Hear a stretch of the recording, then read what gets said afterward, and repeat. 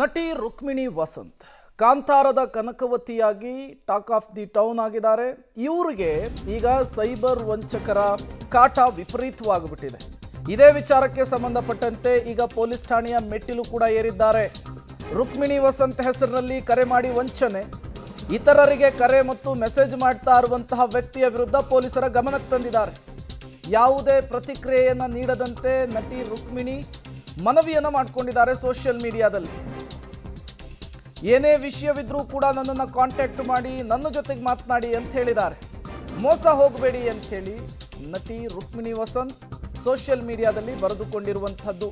Cyber crime ಗಮನಕ್ಕೆ ಕಾಂತಾರದ ಕನಕವತಿ ತಮ್ಮ ಹೆಸರಿನಲ್ಲಿ ಆಗ್ತಾ ಇರುವಂತಹ ವಂಚನೆ, ತಮ್ಮ ಹೆಸರನ್ನು ದುರ್ಬಳಕೆ ಮಾಡಿಕೊಳ್ತಾ ಇರುವಂತಹ ವಿಚಾರವನ್ನು ಪೊಲೀಸರಿಗೆ ತಲುಪಿಸಿದ್ದಾರೆ.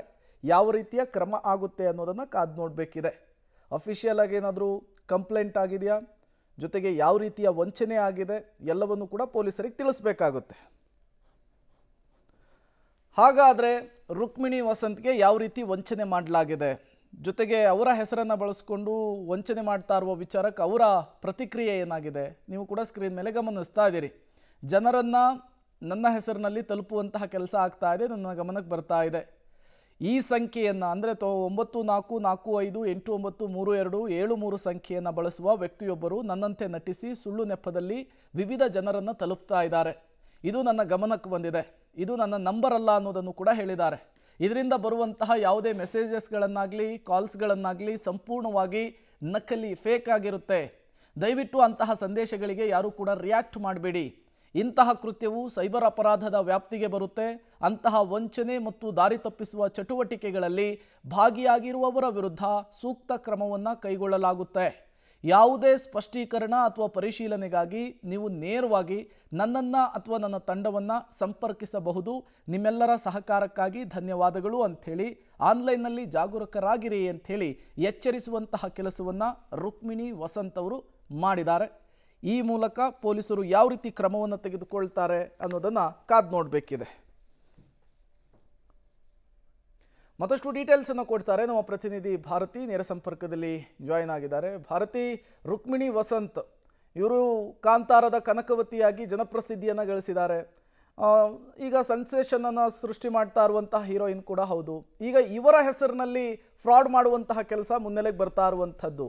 ಯಾವ ರೀತಿ ಇವರ ಹೆಸರಿನಲ್ಲಿ ವಂಚನೆ ಆಗಿದೆ ಅನ್ನುವಂತಹ ಡೀಟೇಲ್ಸ್ ಸಿಕ್ಕಿದೆ, ಜೊತೆಗೆ ಅಫಿಷಿಯಲ್ ಆಗಿ ಏನಾದರೂ ಕಂಪ್ಲೇಂಟ್ ಕೊಟ್ಟಿದ್ದಾರಾ ಹೇಗೆ ಅಂಥೇಳಿ? ಸದ್ಯಕ್ಕೀಗ ಅವರು ಪ್ರೇಮ್ ಬೆಂಗಳೂರು ನಗರ ಪೊಲೀಸರಿಗೆ ಟ್ಯಾಗ್ ಮಾಡಿ ವಿಷಯವನ್ನು ಬಹಿರಂಗಪಡಿಸಿದ್ದಾರೆ. ಅವರ ಸೋಷಿಯಲ್ ಮೀಡಿಯಾ ಖಾತೆಯಲ್ಲಿ ಹಾಕಿದ್ದಾರೆ. ನೆಕ್ಸ್ಟ್ ಕಂಪ್ಲೇಂಟ್ ಕೊಡಬೇಕಾ ಅದನ್ನು ಯೋಚನೆ ಮಾಡ್ತಾರೆ ಅನಿಸುತ್ತೆ. ಹೌದು, ಅವರು ಕಾಂತಾರ ಬಳಿಕ ಸಿಕ್ಕಾಪಟ್ಟೆ ಫೇಮಸ್ ಆದರು. ಅವರ ಹೆಸರಲ್ಲಿ ನಕಲಿ ಖಾತೆಯನ್ನು ಸೃಷ್ಟಿ ಮಾಡಿ ಅನೇಕರಿಗೆ ಕರೆ ಮಾಡಿ, ಜೊತೆಗೆ ಮೆಸೇಜ್ ಮಾಡಿ ಹಣವನ್ನು ಬೇಡಿಕೆ ಇಡಲಾಗ್ತಿದೆ. ಬೇರೆ ಬೇರೆ ರೀತಿಯಲ್ಲಿ ಆಮಿಷವನ್ನು ತೋರಿಸಿ ರುಕ್ಮಿಣಿ ವಸಂತ್ ಹೆಸರಲ್ಲಿ ಬೇರೆ ಬೇರೆ ಆ್ಯಡ್ಗಳಿಗೆ ಈ ಥರದ್ದೆಲ್ಲ ಒಂದಿಷ್ಟು ವಿಚಾರಗಳಿಗೆ ಕರೆ ಮಾಡಿ ಹಣ ವರ್ಗಾವಣೆಗೆ ಒತ್ತಾಯ ಮಾಡಲಾಗ್ತಿದೆ ಅಂತ ಹೇಳಿ ಅವರ ಗಮನಕ್ಕೆ ಬಂದ ಕೂಡಲೇ ಅವರು ಸೋಷಿಯಲ್ ಮೀಡಿಯಾದಲ್ಲಿ ಹಾಕೋದ್ರ ಮೂಲಕ, ಜೊತೆಗೆ ಬೆಂಗಳೂರು ನಗರ ಪೊಲೀಸರಿಗೆ ಟ್ಯಾಗ್ ಮಾಡೋ ಮೂಲಕ ಬಹಿರಂಗಪಡಿಸಿದ್ದಾರೆ. ಆ ನಂಬರನ್ನು ಕೂಡ ಹಾಕಿದ್ದಾರೆ. ಹೀಗೆ ಅನೇಕರಿಗೆ ಆಪ್ತರಿಗೆ ಮೆಸೇಜನ್ನು ಮಾಡಿ ಕಾಲ್ ಮಾಡೋದ್ರ ಮೂಲಕ ಸಂಪರ್ಕ ಮಾಡಿದ ಕೂಡಲೇ ಅವರ ಗಮನಕ್ಕೆ ಬಂದಿದೆ. ಅನೇಕ ಒಂದು ವಾರದಿಂದ ಈ ಥರದ ಪ್ರಕ್ರಿಯೆ ಆಗ್ತಾ ಇದೆ ಅಂತ ಹೇಳಿ ಕೇಳಿಬರ್ತಾ ಇದೆ. ಆದರೆ ಸೋಷಿಯಲ್ ಮೀಡಿಯಾ ಮೂಲಕ ಮಾಡೋದನ್ನು ನೋಡಿದ್ದೀವಿ. ಆದರೆ ಒಂದು ನಂಬರನ್ನೇ ಕ್ರಿಯೇಟ್ ಮಾಡಿ ಈ ಥರದ ಒಂದು ಫ್ರಾಡ್ ಕೆಲಸ ಮಾಡೋ ಒಂದು ವಿಚಿತ್ರ ಘಟನೆ ನಡೆದಿದೆ.